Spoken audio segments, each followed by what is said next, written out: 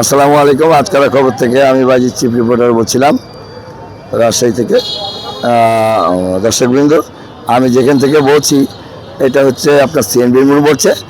এই সিএনবির মোড়ে একসময় শৃঙ্খলতা ছিল, এখন আস্তে আস্তে আইন শৃঙ্খলা বাহিনীর পদক্ষেপ একটু কমে যাওয়ার পরে আমরা দেখছি বিভিন্নভাবে অনৈতিকভাবে রিক্সা, অটো এরা যেখানে সেখানে দাঁড়িয়ে যাচ্ছে এবং অ্যাক্সিডেন্ট থেকে শুরু করে বড় বড় দুর্ঘটনা হচ্ছে।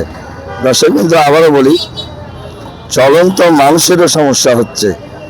এই বিষয়ে আমি ট্রাফিক অফিসের ঊর্ধ্ব কর্মকর্তাকে বিশেষভাবে অনুরোধ জানাই, কারণ আমাদের রাজশাহী শহরের দ্বিতীয় নাম গোটা বাংলাদেশে দিয়েছে দ্বিতীয় লন্ডন।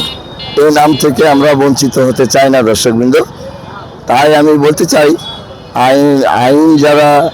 আইনত যারা এখানে থাকে তাদেরকে একটু সতর্ক থাকার জন্য আমি বিশেষভাবে অনুরোধ করছি। টিআই থেকে শুরু করে, পুলিশ কমিশনার থেকে শুরু করে, ডিআইজি থেকে শুরু করে যারা রাজশাহী বড় বড় আইন শৃঙ্খলা আছে তাদেরকে আমি বিশেষভাবে অনুরোধ করব, এই যে সিএনবির মোড়টা, এইটা যেন একটু পরিষ্কার পরিচ্ছন্নতা থাকে, নিয়মের মধ্যে থাকে।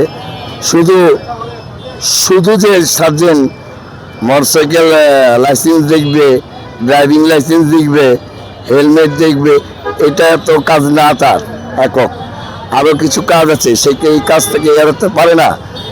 কারণ আমাদের সমস্যা হচ্ছে একটাই, আমরা বাংলাদেশের দুর্নীতিতে ভর্তি, যার কারণে বাংলাদেশের কোনো উন্নতি হয় না দর্শকবৃন্দু।